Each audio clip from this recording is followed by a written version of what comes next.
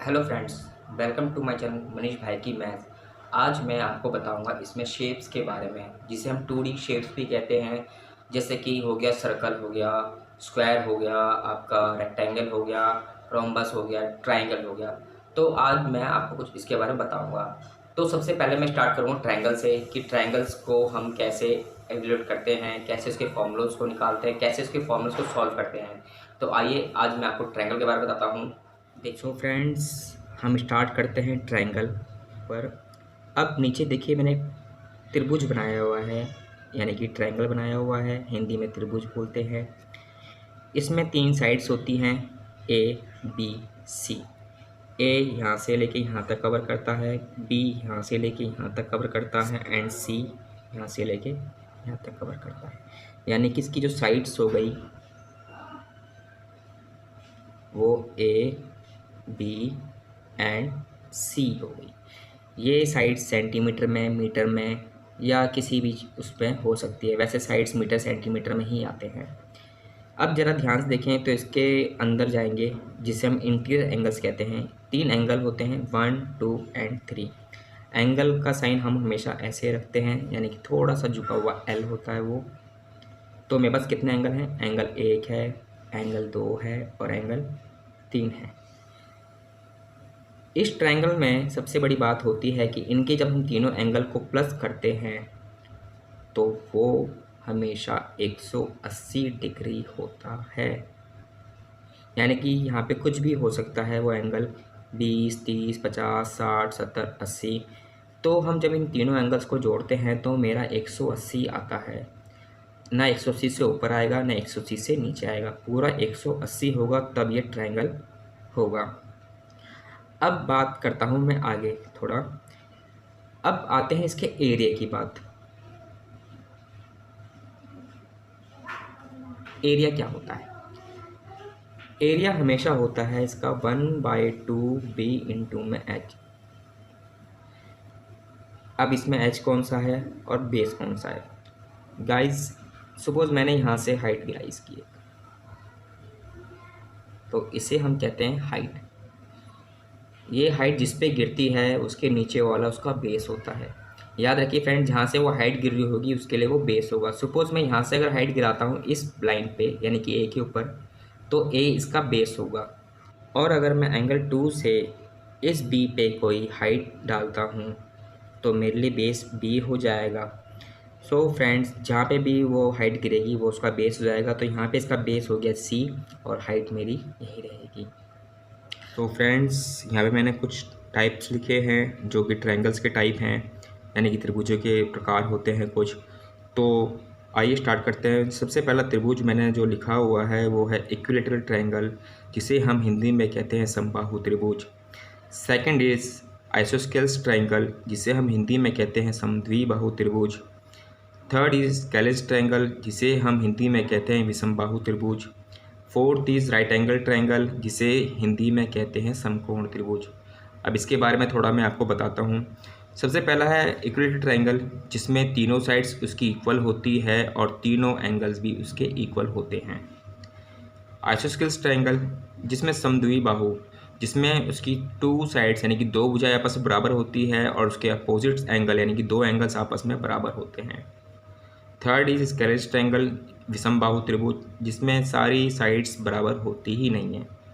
इसमें कोई भी साइड्स आपस में बराबर नहीं होगी, 1 2 ऊपर नीचे होगा ही होगा, यानी कि तीनों साइड्स की जो माप होती है वो अलग अलग होती है और तीनों एंगल भी इसके अंदर डिफरेंस होते हैं। Then fourth is right angle triangle, जिसमें एक एंगल उसका 90 डिग्री का होता है। तो आज जो मैं आपको बताने जा रहा हूँ, जिस त्रिभुज के बारे में बताने जा रहा हूँ, वो है आइसोस्केल्स ट्रायंगल, यानी कि समबाहु त्रिभुज। सो फ्रेंड्स, इक्विलेटरल ट्रायंगल मैंने यहाँ बनाया हुआ है।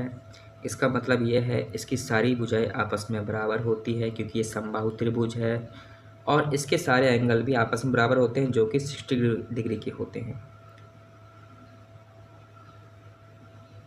अब हम तीनों को जोड़ेंगे तो 180 आएगा, क्योंकि अगर हम त्रिभुज के बारे में पढ़ेंगे तो मैंने पहले बताया कि अगर हम तीनों एंगल को जोड़ते हैं अंदर के त्रिभुज के तो वो 180 होता है। एक एरिया, जैसे कि मैंने भी थोड़े पहले आपको बताया था 1/2 इंटू में बी इंटू में एच होता है। मैं यहाँ से एक एच निकाल लूँगा तो आराम से मेरा फॉर्मूला बन जाएगा। लेकिन कभी कभी क्या होता है कि हमें एच पता नहीं होता, क्योंकि तो छोटी क्लासों में होता है। बड़ी क्लासों के लिए भी एक फॉर्मूला है, ए स्क्वायर, यानी कि साइड का स्क्वायर। अब ये आया कैसे, ये बना कैसे, इसके बारे में आपको बताता हूँ।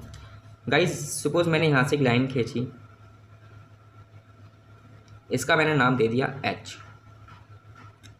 अब जैसे कि आपने ट्रिग्नोमेट्रिक पढ़ा होगा तो मेरे लिए एक राइट एंगल ट्रायंगल बन गया ये, क्योंकि हमेशा राइट एंगल ट्रायंगल ही बनता है। तो 9 डिग्री का है। अब मेरे पास ये ट्रायंगल है, अब इसका मान क्या होगा ये पता नहीं, इसका तो पता है। तो इसका मान गाइस क्या होता है, जब भी हम यहाँ से एक एंगल ये समबाहु त्रिभुज पे कोई हम लाइन खींचते हैं तो ये इसे 2 भागों में बराबर बांट देता है, यानी कि ये a पाई में 2 हो जाएगा, ये भी a पाई में 2 हो जाएगा।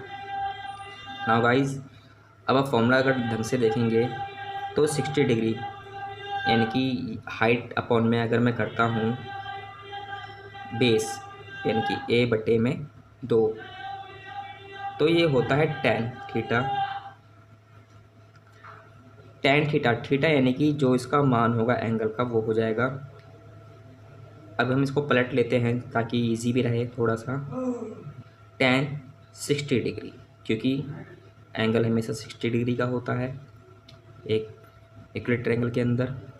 अब tan 60 का मान क्या होता है, tan 60 का मान होता है √3। अब मैं इसको करता हूँ क्रॉस मल्टीप्लाई, तो 2 इस बट नीचे आ जाएगा और a इसके साथ चला गया, तो मेरे पास h का मान आ गया। गाइस अब ध्यान से देखें,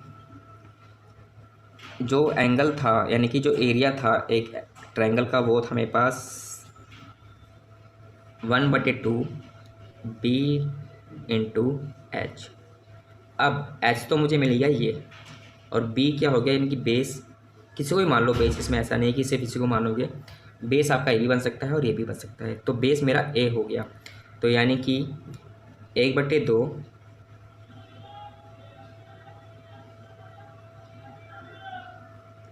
बेस मेरा a है, √3/2 इंटू में a।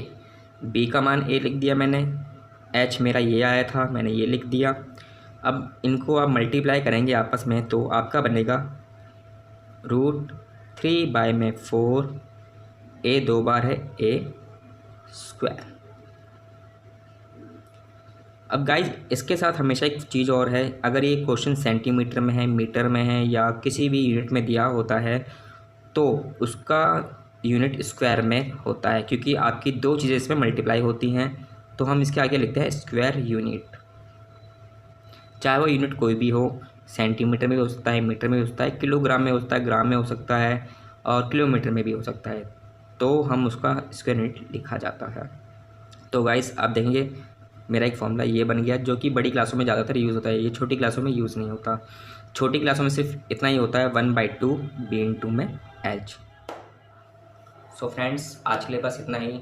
जो उसका नेक्स्ट पार्ट आएगा यानी कि पार्ट 2 में आपको मैं बताऊंगा आइसोसेलेस ट्रायंगल के बारे में, उसके एरिया के बारे में। तो गाइस देखना ना भूले मेरे चैनल को। अगर आपको वीडियो पसंद आई हो तो लाइक एंड सब्सक्राइब जरूर कीजिए, अपने फ्रेंड्स को भी बोलिए। Thank you so much for watching my video. Thank you.